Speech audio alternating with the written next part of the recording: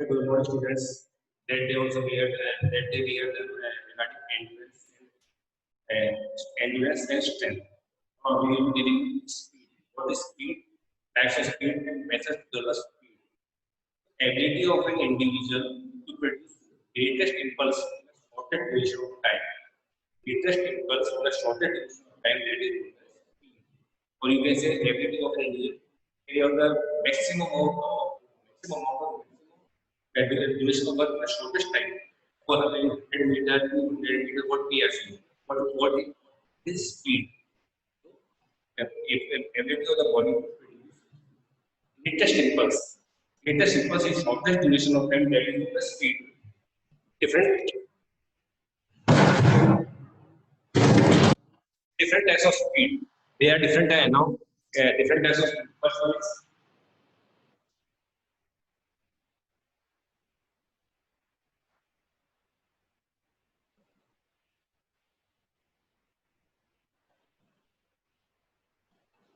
generally what we say that an individual or athlete, because we are dealing with physical education. What we say that an athlete should have what we say good reflexes. He should be able to suppose he should be able to take the decision at a particular time. Like you are saying that might be all of you this IPL and all that. We are seeing one of the greatest cases by different players. How they are able to take that catches. They are having a good reaction ability, or they are having good reflexes. At a proper instance of second only, just for a fraction of second, they are able to decide what to do. Suppose the ball is going, they are able to jump and take the catch in one hand catch. So an athlete should have good amount, good what we say, good reflexes in his body, and only he will be able to perform the activity properly. Reaction ability of an individual to respond quickly and correctly to a given response. Ability of an individual to respond quickly and correctly to a stimulus. He should have good reaction ability and reflexes. After that comes acceleration ability. It deals with the changing speed from low to maximal speed. Low to maximal speed. For example, why? Generally, if you have seen a speed in 100 or 200 meters, so they are not running from the 0 meter, from the first meter till the 100 meter, they are running at the same maximum speed. They gradually start increasing their speed from slow to medium to maximum. But in the last 20 to 30 meters, they exert their maximum amount of speed. They exert their maximum speed in that 20 to 30 meters. In that distance only, you can find out that okay, who is the best of the universe of the school in the competition. So when they start accelerating in the last 30 meters, you find who is a good athlete. So ability that is the changing speed from low to maximal speed. For example, jogging to running to from jogging, for example, from jogging, then to running, and then in the last you are sprinting. That is from slow to maximal speed. That is known as acceleration ability. After that comes locomotor ability.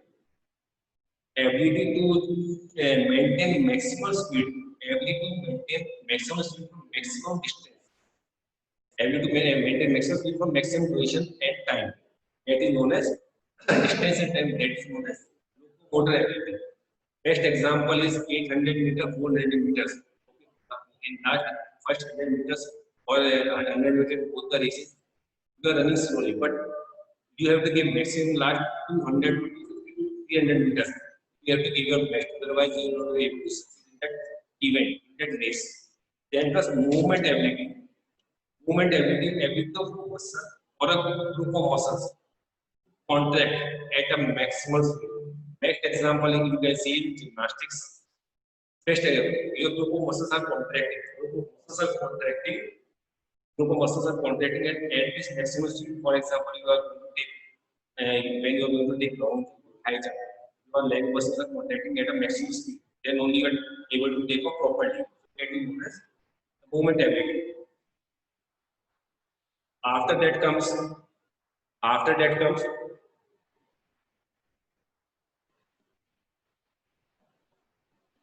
speed endurance. ability to perform motor movement against the condition of fatigue, under the condition of fatigue. That means you're getting tired, then also you are able to continue to do your work under the condition of fatigue. You are able to do that is known as speed endurance, but with the maximal speed. Now methods to develop that we have done with our. What are the methods to develop speed? There are two methods.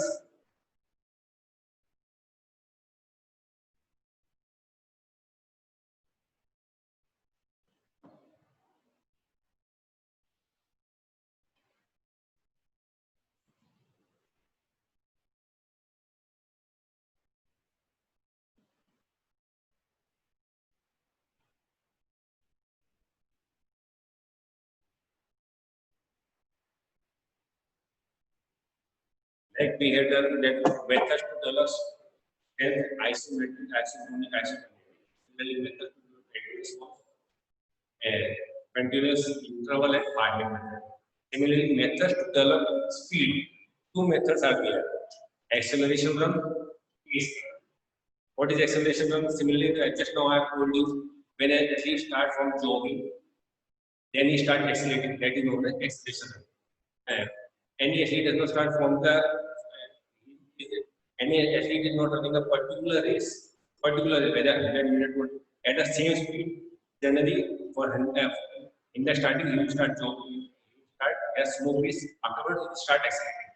So, if this type of run, if you are doing, if this type of runs you are doing daily, at least from jogging starting, then that becomes maximum speed to the sprinting. Jogging, running, and then sprinting. That is acceleration. You can best example you can from jogging till running and till sprinting. That is sprinting that you are giving your maximum. You are giving a maximum in that short span of time for 200 or 20 to 40 meters. You are giving the maximum that is the acceleration. So, at pace run, that means you are running that particular run in the same pace. You are running that even a particular race or particular session in the same pace. That is the pace run. So, what is acceleration run? We have learned that acceleration of an object is the rate of change when its speed changes. When an athlete starts, when an athlete sprints, he or she does not simply start running at maximum speed. It is attained through gradual increment. This principle is used in the acceleration run mode of developing speed. The athletes run for a specific distance starting at zero speed. In this match, athletes run for a specific distance starting at zero speed, then working towards maximum velocity during a course of running. That is known as acceleration run. What is pace run? Unlike accelerated run, pace runs are characterized by uniform speed. That means the athlete runs the course of a race at a steady and definite speed. At a steady and definite speed. Best example can be seen. 800. Best example can be seen in 800-meter above races. 800, 1500, 3000, 5000, 10,000 marathon. That means they are running at a same speed and same pace for the whole race. That is known as pace. After that comes what is flexibility?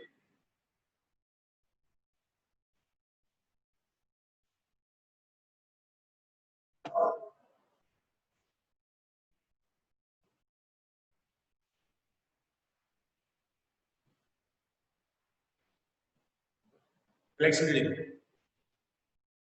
Flexibility is ability to exhibit a wide range of movement by an individual joint. Flexibility of the shoulder joint, flexibility of the knee joint, flexibility of the hip joint. So, ability to exhibit a wide range of motion, wide range of movement by a particular joint, that is known as flexibility. That is known as flexibility. How much your body is flexible. आप देखते हो you sit down, then you go down and try to touch it. Simply best example flexibility हम देखते हैं. Just standing and touching the ground, whether we are in touch the ground or not. That means our body is flexible or not. the best example to see that. The flexibility is influenced by few factors such as the anatomical structure of the joint, how far the ligament and muscles can be extended. Okay, you are trying to see the flexibility of the particular shoulder joint and taking them out and out and out. That don't go for dislocation, don't go for fracture. That is known as your flexibility. Proper warming up. Third, generally seen in the morning, in the afternoon, anytime. The competition, your body is less flexible. But once you do your body becomes more flexible compared to the body it was earlier. So proper warming up and body temperature. Now there are two types of flexibility: active and passive. Active and passive. Under passive, there are two types. You can say okay. Active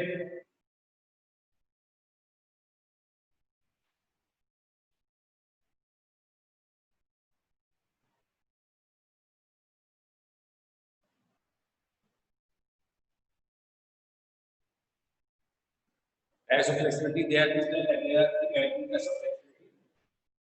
Active, passive. Under passive, there comes two types of flexibility again: static and dynamic. So, passive flexibility is the ability to perform a range of movement with greater ease, that means with greater ease through external help. Through external help. In active flexibility, no external help is required. That means you are able to perform that activity, that flexible movement by yourself only. The range of motion is performed using the individual's own muscular force. But if you are taking the help of others, then you are able to perform that movement that is because passive flexibility. Now on the static, that is it is the ability to perform a movement with large amplitude while remaining static position. That is sitting, standing, or lying. For dynamic flexibility, it is the ability to perform large amplitude when the body is at rest in a static position. Static, the body is in static position, that means sitting, lying, or standing. When you do that perform that movement, that is called static flexibility. When you able to perform that activity, that is called dynamic. So, what is flexibility? Active, if you take the help of others while doing that, what to say, range of motion, while doing that, able to do that movement with the help of others, that is called active. But with your own muscular force, if you are able to complete that activity or that action or that motion, that is known as passive flexibility. Under that comes to static and dynamic. What is static? When you are able to perform that activity or perform that movement in a static way of sitting, standing, lying. That is known as static flexibility. So, what is static? It is the ability to perform a movement with large amplitude while remaining in a static position. What is important is the position. And what is important in flexibility is the position. If you are at a static position, that means it is static flexibility under the passive. So, and dynamic, when you are able to perform a movement under the while the body is in motion, that is kicking, running, jumping. That is known as dynamic flexibility. After that comes what are the different methods? What are the different methods by which you can improve your flexibility? Again, same methods are collect. Just now I'm writing the names.